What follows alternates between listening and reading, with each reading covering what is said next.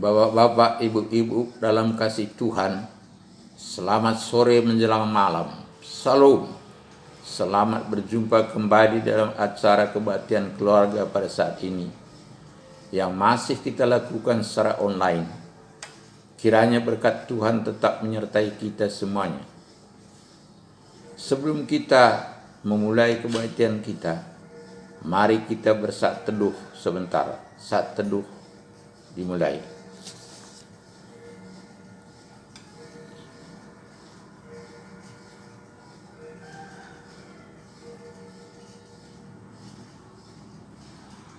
Selesai. Untuk memulai kebaktian kita, marilah kita sama-sama memuliakan Tuhan dengan menyanyi dari Gita Bakti 117 bait pertama dan kedua.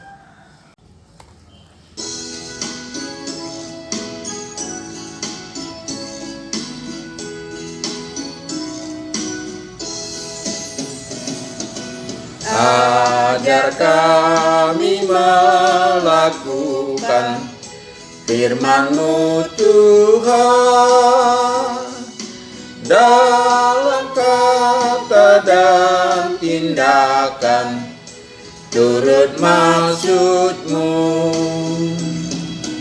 Ajar kami hidup rukun, damai dan tentram, pun di mana kami ada, nyata kasih-Mu. Bapak-bapak, ibu-ibu, sebelum kita membaca firman Tuhan, marilah kita satu dalam doa. Kita berdoa. Bapa di surga, puji syukur kami panjatkan kehadirat-Mu, karena Engkau telah memberikan kesempatan bagi kami untuk mengikuti ibadah keluarga, walaupun masih secara online. Biarlah Tuhan melayakkan kebaktian kami sehingga merupakan persembahan harum bagi Tuhan, dan boleh membawa berkat bagi kami semua melalui firman-Mu yang kami terima pada sore dan malam hari ini. Urapi kami semua dengan Roh Kudus-Mu, agar Roh Kudus-Mu memberikan kemampuan bagi kami untuk mengerti maksud firman-Mu. Berfirmanlah, ya Tuhan, karena kami sudah siap untuk mendengar. Demi Yesus Kristus kami berdoa. Amin. Pembacaan firman Tuhan pada saat ini terambil dari Keluaran 21 ayat 26 sampai 27 yang berbunyi demikian. Apabila seorang memukul mata budaknya laki-laki atau mata budaknya perempuan dan merusakkannya, maka ia harus melepaskan budak itu sebagai orang merdeka pengganti kerusakan matanya itu. Dan jika ia menumbuk sampai tanggal gigi budaknya laki-laki atau gigi budaknya perempuan, maka ia harus melepaskan budak itu sebagai orang merdeka pengganti kehilangan giginya itu. Demikianlah pembacaan firman Tuhan. Terpujilah Kristus dan berbahagialah orang yang mendengarkan dan menjalankan hari lepas hari. Bapak-bapak, ibu-ibu dalam kasih Tuhan, bacaan kita pada sore malam ini terambil dari buku Keluaran. Nama Keluaran diambil dari peristiwa pokok yang diceritakan dalam buku Keluaran ini, yaitu keluarnya bangsa Israel dari Mesir, tempat mereka diperbudak. Dalam buku ini ada 3 bagian yang penting, yaitu pembebasan orang Ibrani dari perbudakan dan perjalanan mereka ke Gunung Sinai. Bagian kedua, perjanjian Allah dengan umatnya di Sinai. Kepada bangsa Israel diberikan hukum-hukum moral sipil keagamaan untuk pedoman hidup. Bagian ketiga, pembuatan tempat beribadat dengan segala peralatannya untuk bangsa Israel. Hukum-hukum moral dan peraturan-peraturan untuk para imam dan cara beribadah kepada Allah. Buku Keluaran ini terutama mengisahkan apa yang dilakukan Allah pada waktu Ia membebaskan umatnya yang diperbudak, lalu membina mereka menjadi suatu bangsa yang mempunyai harapan bagi masa depan. Tokoh utama dalam buku ini adalah Musa, orang yang dipilih Allah untuk memimpin umatnya keluar dari Mesir. Bagian yang paling terkenal dari buku ini ialah daftar 10 perintah Tuhan yang terdapat di dalam pasal 20. Bapak-bapak, ibu dan kasih Tuhan, sekarang kita melihat Keluaran 21 ayat 26-27 bacaan kita tadi. Apa yang kita bisa renungkan dari situ dengan tema kita pada malam hari ini adalah melindungi yang lemah.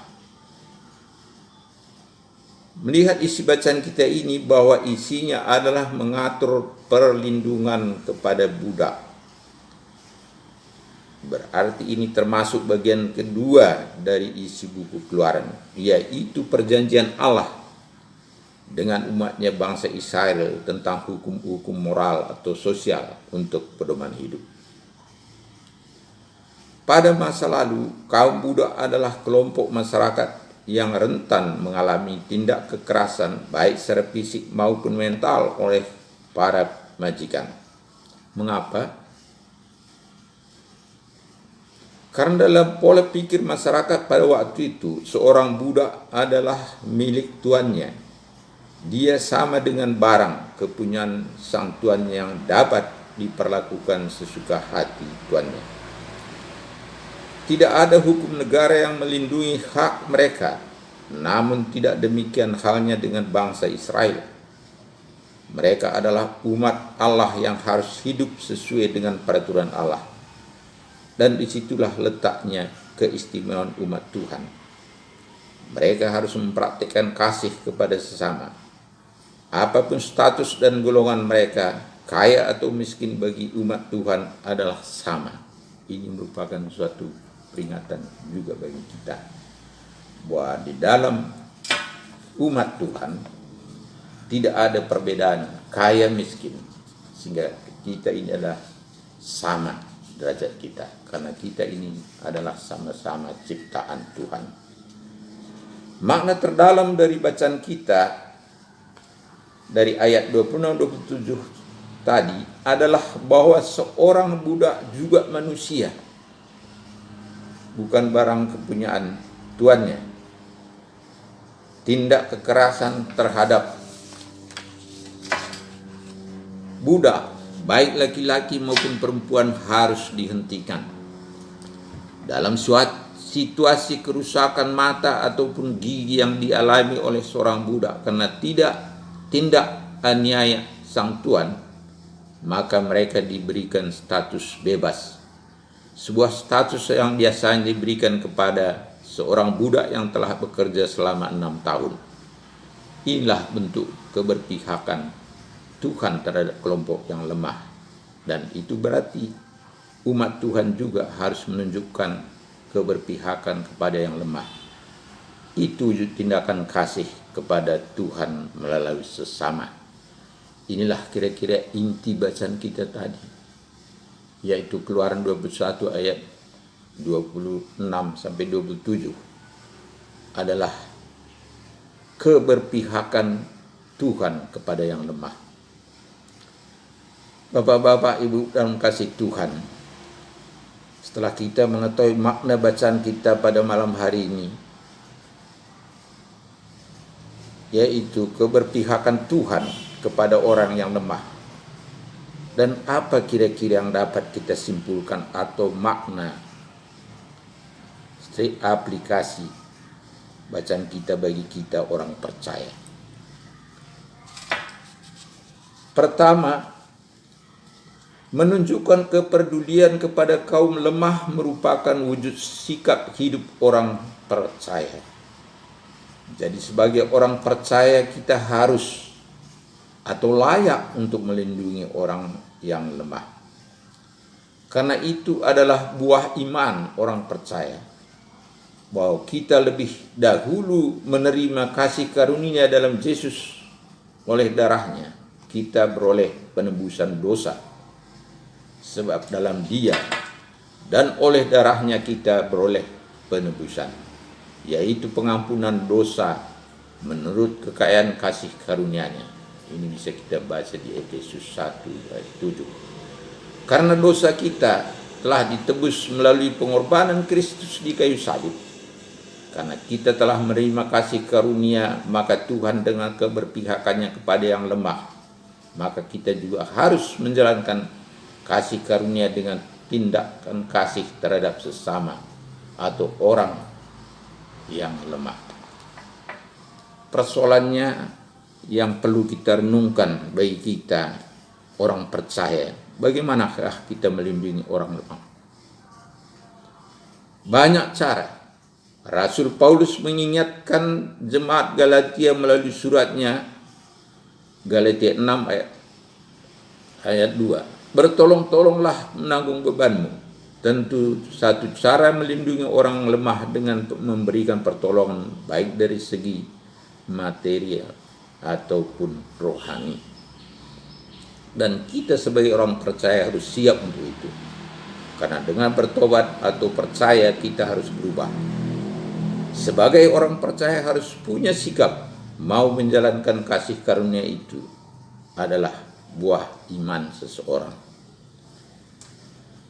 Bapak-bapak, ibu-ibu dalam kasih Tuhan, kalau kita lihat dalam kehidupan kita, pengalaman kita di dalam hal mengasihi, menjalankan kasih sebagaimana yang telah kita jalankan sebagai orang percaya, tentu banyak ini pengalaman kita masing-masing.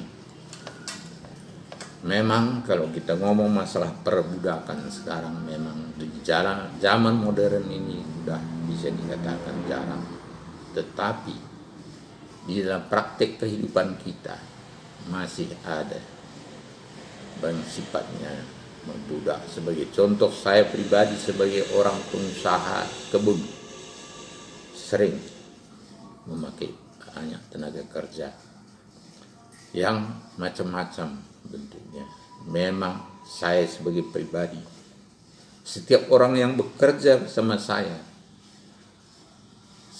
menganggap dia itu adalah bagian daripada keluarga. Artinya apa?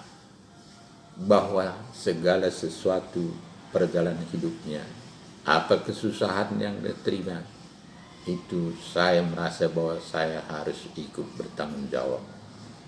Sehingga mereka memang pada umumnya dengan kelemahan yang dibawa ataupun kemampuan, sering ya punya kebutuhan inilah, punya kebutuhan itu, ini kebutuhan anak apa, ini orang tua, sehingga alasan mereka selalu minta pinjaman.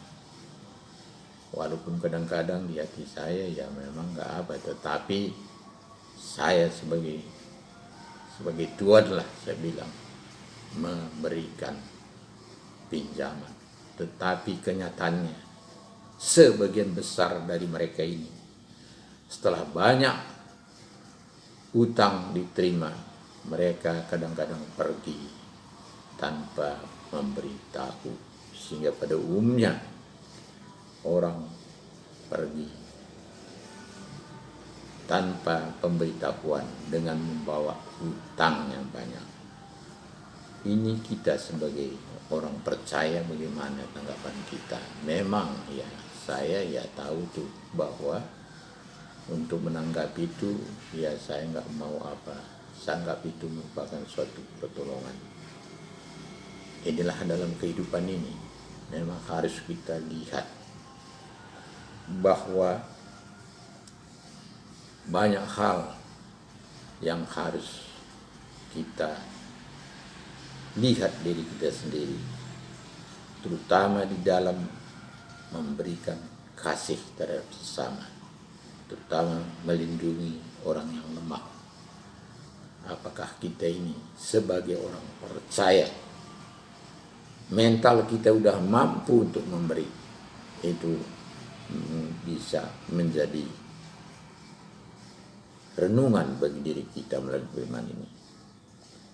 Bapak-bapak, ibu-ibu dalam kasih Tuhan, kalau kita lihat dari Lukas 19 ayat 1 sampai 10 di situ, Zakheus adalah contoh orang hidupnya telah berubah.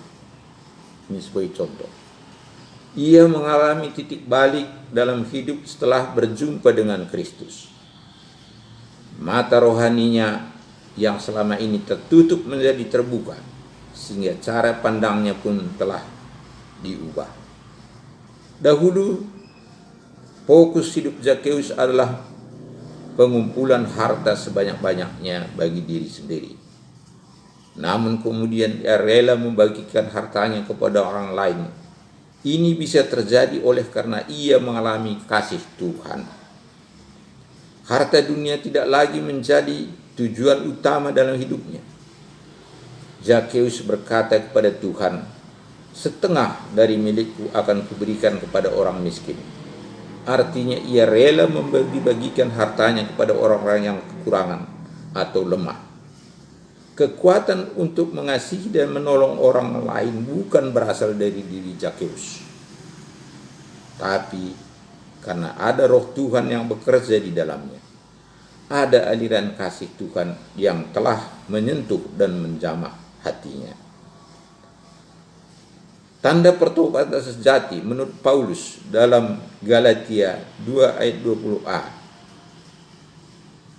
Namun aku hidup, tetapi bukan lagi aku sendiri yang hidup, melainkan Kristus yang hidup di dalam aku. Kalau aku yang hidup atau bukan Kristus, maka yang menjadi fokus hidupnya adalah diri sendiri. Zakheus juga berkata, "Sekiranya ada sesuatu yang kuperas dari seseorang, akan kukembalikan 4 kali lipat." Berarti ia benar-benar mau membayar harta dengan meninggalkan kehidupan yang lama. Bapak-bapak, ibu-ibu dalam kasih Tuhan, ini merupakan suatu pelajaran bagi kita. Apakah pertobatan kita sebagai orang percaya sudah membuahkan hasil yang nyata dan berdampak bagi orang yang lemah? Marilah kita menilai diri kita masing-masing. Apakah buah iman kita telah membuat peduli sama orang lemah dan menghormati sesama? Kiranya Tuhan memberikan kekuatan kepada kita agar kita sebagai orang percaya mampu melindungi orang lemah. Berkat Tuhan menyertai kita semuanya. Amin. Bapak-bapak, ibu-ibu dalam kasih Tuhan, untuk mengiyakan firman Tuhan kita yang barusan kita dengar, marilah kita memuliakan Tuhan dengan menyanyi dari Gita Bakti 117 bait 10 dan 13.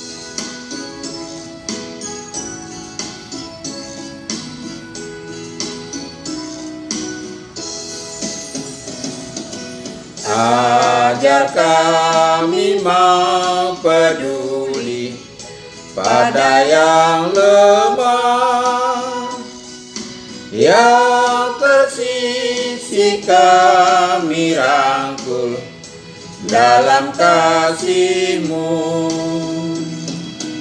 Utus kami juru selamat, jadi saksi-Mu, memberitakan keselamatan bagi dunia. Bapak-bapak, ibu-ibu dalam kasih Tuhan, marilah kita sama-sama berdoa. Kita berdoa. Ya Allah, Bapa Raja Surgawi, Tuhan yang Maha Baik dan Maha Pemurah, kami bersyukur dan berterima kasih karena Engkau telah mengingatkan lagi kami melalui firman-Mu pada malam hari ini, agar kami sebagai orang percaya yang telah menerima kasih karunia dengan menebus dosa kami dengan pengorbanan anak-Mu Yesus Kristus di kayu salib. Kami kiranya harus mampu atau layak untuk melindungi atau memberi kasih kepada orang yang lemah dan hormat terhadap sesama. Tuhan, berikan kekuatan iman kami melalui Roh Kudus-Mu, agar kami mampu untuk melindungi orang yang lemah atau mampu menjalankan kasih terhadap sesama, khususnya bagi mereka yang lemah. Terima kasih atas firman-Mu hari ini, Tuhan. Ya Tuhan, kami berdoa bagi seluruh jemaat-Mu di GPP GBM Rumbai, keluarga lepas keluarga. Biarlah berkat-Mu menyertai keluarga lepas keluarga, sehingga damai sejahtera Tuhan kiranya menyertai kami semua dan jauhkan kami dari segala mara bahaya dan virus corona. Dan kami berdoa bagi mereka yang ada dalam kelemahan tubuh. Biarlah Tuhan menjamah dan memberkati makanan, minuman, dan obat yang dia makan, agar semua berfungsi untuk memulihkan kesehatan mereka semua. Dan bagi mereka yang punya pergumulan hidup, biarlah Roh Kudus-Mu bekerja melalui mereka masing-masing, agar pergumulan hidup mereka bisa mereka atasi. Ya Tuhan, inilah doa kami. Banyak hal yang hendak kami minta, tapi Engkau Maha tahu apa yang terkandung di hati kami.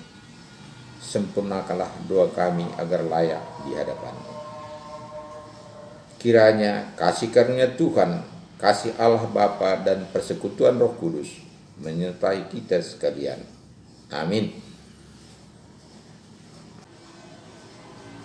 Bapak Ibu dalam kasih Tuhan, demikianlah ibadah kita pada malam hari ini. Kiranya berkat Tuhan menyertai kita semua, sehingga melalui ibadah kita ini terpuji nama Tuhan dan kita bisa mendapatkan berkat semua dalam kehidupan kita. Terima kasih. Tuhan memberkati.